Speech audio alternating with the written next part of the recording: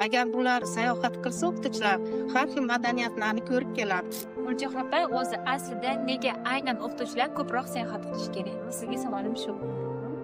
O'qituvchilar sayohat qilsa, bu juda ham ularning sog'lig'ini tiklash uchun juda ham foydali bo'ladi. Chunki o'qituvchilar mana shu psixologik ko'p charchashadi yil davomida o'quvchilarga dars berib.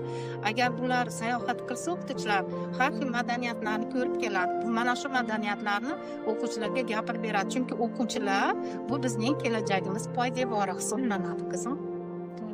Boshqalarga maslahat berasiz sayohatga chiqib? Albatta sayohatga borishsin. Hamma ishini tashlab sayohatga borishsin deyman. Chunki hali bormaganman men, lekin borib albatta bu taassurotlarimni albatta gapirib beraman, so'zlab beraman bularni. Xo'p, bizni Turkompaniya o'zi ishonchli ekanmi? Ishonchli ekan. Mana Unity kompaniyasini ofisida o'tiribman. Mana Rayona qizim bilan tinimsiz gaplashib turganman men. Bu qizim ham o'zimning qizim ekan. Mana hozir gaplashib o'tiribmiz qizim bilan. Agar siz ham Pekinga sayohat qilmoqchi bo'lsangiz, bizning kanallarimizga obuna bo'ling.